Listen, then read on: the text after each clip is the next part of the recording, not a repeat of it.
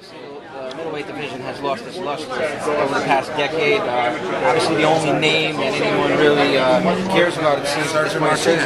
Obviously, do you feel that you're going to be able to bring luster back to that division? Of course. Look, I walk around with a missing tooth, looking the way that I do. You know, all because of boxing, all because I love it, all because I want to prove to people that I'm good enough to be on that level. Sergio Martinez, for me, hasn't had a career where people can say he is as great as what they say he is. Number 2 pound for pound because of the stoppage against Paul Williams and a fight with Kelly Pavlik, which, you know, by all means, Bernard gave the blueprint to beat the guy. I've been calling Paul Williams out. I've been calling Kelly Pavlik out, you know, for the last 2 years. My calls have been out heard. I'm with a stronger team now, powerhouse, where they're going to give me those opportunities. I have to be very, very, you know, very, very ready for those opportunities that's going to come in ahead of me. And, you know, hard work is going to get me there. Okay, 2 things I want to make reference to. Obviously, I've read about your training regimen. You're a throwback. You know, you follow the old ways. You run consistently. You train real hard. Right now, enlighten us more about the Wild Card Gym.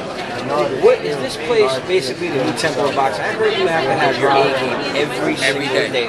Every day. There's a lot of different things. As far as I was used to spar with 18-ounce gloves, moving there they spar with 16s. You get in there with champions. You get in there with former champions. You get up in there with guys that want to be champions. What does that do for you? That makes you even a better fighter. So working at a Wild Card Boxing Club, there's a lot of heads, a lot of people that come through there, and it's like I have to prove myself every day why I'm there to make sure that I'm good enough to be there. And I think that's what makes the fighter. And last but not least, again, to your home New York base over here, which rides in Connecticut. We got a big fan base for you here. Mike's night at the fight. You mind giving the boys a shout out over there? Mike's fight night. Y'all watch out for the kid, showing all the love that y'all been showing me. I'm gonna go as far as y'all let me. Good luck on your next fight. Thank you. God bless you. Sure. Appreciate it, brother. Open that up, all right? Now, Peter, you obviously talk about Sergio Martinez, and you obviously been calling him out. How do you feel your skill set matches up against Sergio Martinez? For the reason he's athletic. He got a little power, I have to say. He's able to do that. But we haven't seen him carry that power up to 160 pounds while I'm a full-fledged middleweight. I don't know how he would measure up as far as power, going blow for blow in the middle of the ring. I don't know how he would last. But I'm just saying, it's a fight. If he was to compete at a middleweight, as if he's compete at a middleweight, he's my target. Anything else, I have to honestly say, I'm not interested.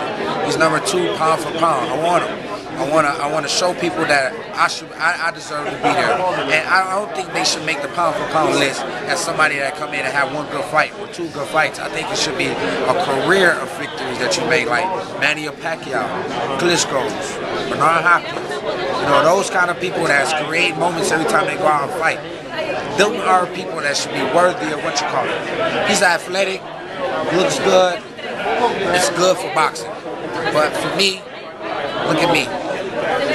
Now I asked Sergio Martinez about potentially fighting you, and he came out with the remark of he doesn't know who you are, that you're ranked number 27. How do you react to something like that when he tries to degrade another fighter? I'll tell you this right now. If that's not him on his Twitter, he should find who that is and make him get off that Twitter and going back. If he don't acknowledge me, who I am, and you know he's fighting me back and forth on Twitter, I never commented on nothing that, you know, I never was the first person that, you know, said anything to Sergio, started a Twitter war. It's fans that get involved. He got involved with it and went back and forth. He acknowledged that I was 27 in the world as a middleweight WBC, as a super middleweight. I'm number 5 with the IBF as a super middleweight. I am top 10 in one of those sanctioned bodies. I may not be with that belt that he's got, but I have to say, honestly, that belt don't make me. I'm a fighter at all times, with that belt or without that belt. Now, obviously, Sergio moved on to fight Darren Barker. What do you think about that fight? Do you think that Barker belongs in the ring with him? I hope he get a lot of money for that fight. I guess the game is not who you can beat. It's about how much money you can get for beating him. So I hope it's really worth the risk for him to fight for the money he's fighting Darren Barker for.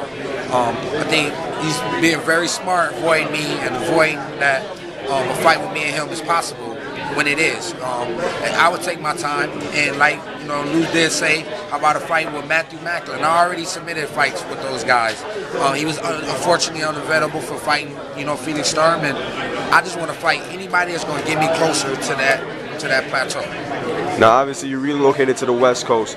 What has Golden Boy Promotions done for you that you wasn't getting out here in New York City, or what do you hope that Golden Boy gets you to? They're giving me meaningful fights that I need to help build my career. It's giving me fights that's important, that I can make money with. It's helping me create this self and this image about myself, being linked to a powerhouse like Golden Boy. I have a powerhouse team working with Freddie, Eric Brown, Brad Bowles, Mike Fell, my trainers that's helping me with all these camps. My dad, who's played a big part in my camps by doing all the things that's necessary, like cooking my food that I should be eating. I think that's what's important to me. Having a strong, healthy team and a strong foundation, that's built on a rock.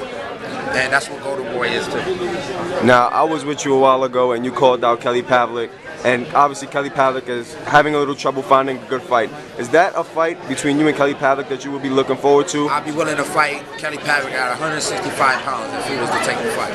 How do you feel that fight will end up, and how do you feel that you would match up in it? Kelly Pavlik out the way he's been looking. Okay. Now, give us your opinion on the landscape of your division. The landscape of my division is dried. In the whole state of boxing, you only can name 3 superstars in the sport: Floyd Mayweather, Bernard Hopkins, Manny Pacquiao. Klitschko brothers are overseas with the belts. As far as America, we need new talent like a Kid Chocolate that can revive the sport and hopefully build me into another superstar working alongside Golden Boy, and having like Bernard Hopkins as a person that you look up to, and Floyd Mayweather's, and working in the same camp as Manny Pacquiao. I think that's all a good situation for me to be in, to help and work on my part and what I want to do for the sport. Now, last question, Peter. What are your goals for the rest of 2011 going into 2012? Hopefully they get me on this card on the 15th and I can showcase my talent against anybody who's willing to fight me. But other than that, I'm going to be patient and ready for any situation they bring my way. Hopefully I get to fight with Sergio soon. If not, fight for some kind of title out there. Any closing comments for your fans and for FightHype.com? I want to shout out FightHype for being covering the latest and greatest on me, whether it's on video or over the phone. I want to thank you guys. I want to thank all you guys that's my supporters. I want to thank all you guys that's been very negative, because only drives me to be stronger. And I want to thank God for giving me the plateau to do things out of His glory. All right, Peter, I want to wish you luck. Obviously, you have a bright future, and I'm pretty sure there'll be great things to come.